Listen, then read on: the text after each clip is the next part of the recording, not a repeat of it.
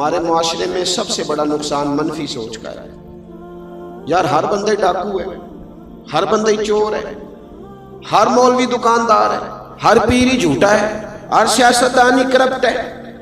آپ نے کیا تصویر دی دنیا کو اپنی کہ ہم سارے گندے لوگ ہیں؟ آپ ڈھونڈ کے دیکھ لیں، 4 آدمی بیٹھتے ہیں رات کو ٹی وی پہ ٹاک شو کر دیں، سوائے ایک دوسرے پر تنقید کرنے کے کوئی اور کچھ نہیں ہے ہمارے پلے.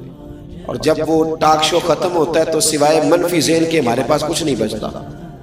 پاکستان میں 5 لاکھ ڈپریشن کا مریض سرکاری ہسپتالوں میں رجسٹرڈ ہے. 5 لاکھ ٹینشن کے مریض جو دوائی کھاتے ہیں. اور گھروں میں کتنے ہیں جو دوائی استعمال نہیں کرتے؟ وہ کتنے، اللہ جانے وہ کتنے ہیں. اور ڈاکٹر کہتے ہیں ان سب کے پیچھے پس منظر یہ ہے کہ یہ منفی سوچتے ہیں، برا سوچتے ہیں. اگر کوئی غریب رہ گیا تو کہتے ہیں اس نے محنت ہی نہیں کی، کام چور تھا. اگر کوئی تگڑا ہو گیا، مالدار ہو گیا تو کہتے ہیں پتہ نہیں کون سا بینک لوٹ لیا ہے. منفی سوچیں سارے معاشرے کو لے گئی. ہر عالم دین ہی صحیح نہیں رہا، ہر پیر ہی غلط ہو گیا، ہر درویش نے دکان ڈال لی، ہر بندہ ہی غلط ہے. یا ایھا الذین آمنوا اجتنبوا کثیرا من الظن ان بعض الظن اثم. اللہ فرماتے ہیں ایمان والو بعض گمانوں سے بھی بچا کرو. بہت سارے گمانوں سے بچو، بعض گمان بھی گناہ ہیں. ٹھنڈی سوچ رکھے، اچھا سوچے. ضروری تو نہیں کہ وہ 2 بندے جو سامنے کھڑے ہو میرے خلاف ہی بات کر رہے ہیں. کوئی ضروری ہے؟ ان کو اور کام کوئی نہیں میرے علاوہ.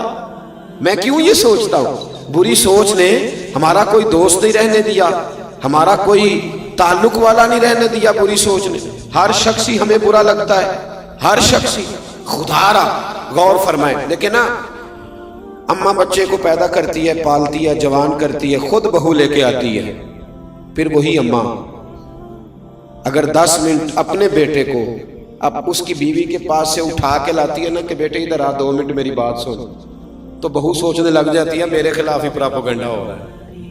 بھئی وہ پہلے دن ملاقات ہوئی ہے، اس کا بیٹا ہے، اس نے جنا ہے، اس نے پالا ہے، تجھے پال کے تیرے خلاف ہی بات کرنی تھی اس نے.